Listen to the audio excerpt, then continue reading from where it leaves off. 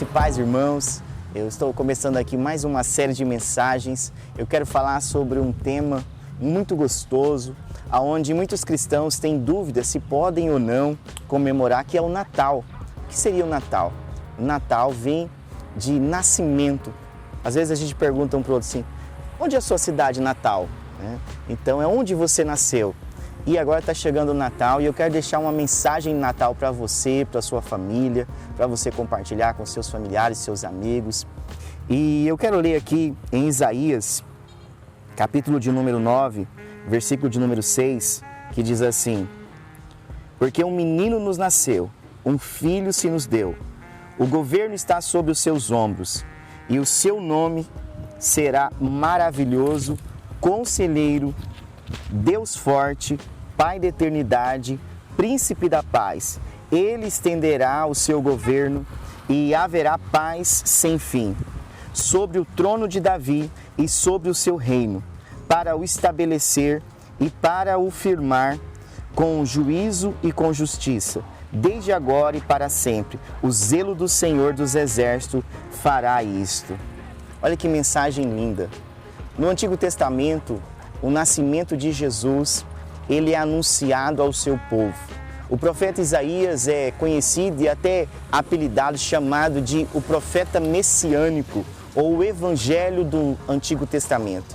Por quê? Porque ele dá de maneira clara, ele fala de maneira clara a respeito do nascimento de Jesus, que Jesus seria a esperança de Israel. Nós sabemos que o Senhor Jesus, ele sempre existiu no céu. E era necessário que ele se fizesse carne e nascesse como homem para que resgatar o homem dos seus pecados.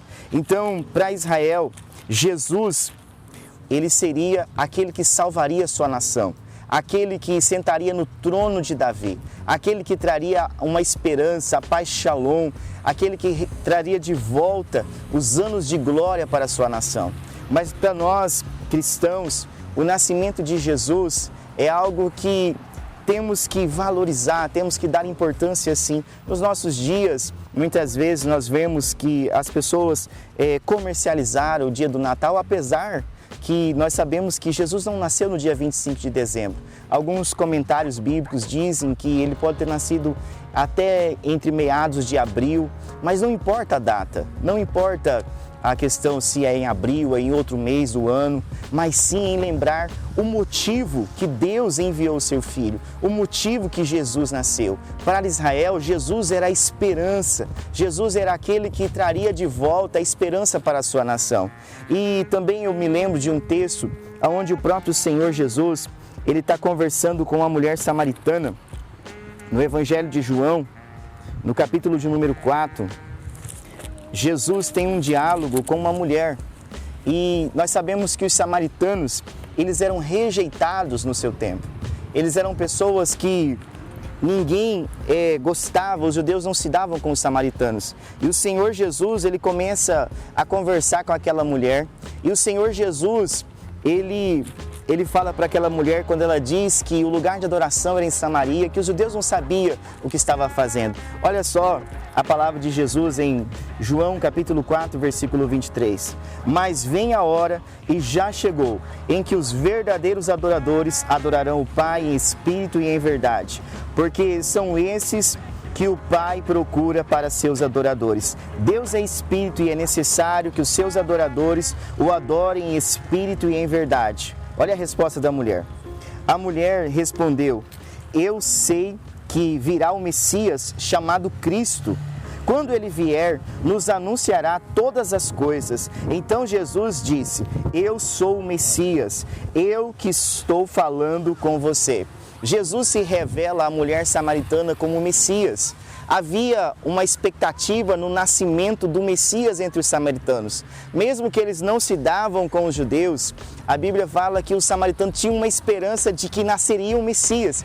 E Jesus, ele fala assim, olha, vocês estão dizendo que a adoração verdadeira é em Samaria. Os judeus dizem que é no monte deles, mas eu vim para dizer para vocês que os verdadeiros adoradores adorarão o Pai em espírito e em verdade. E a mulher fala assim, olha, quando o Messias vier, vai ser esclarecido tudo para nós. E Jesus fala assim, assim: eu estou aqui diante de você, eu sou o Messias, eu sou o Salvador.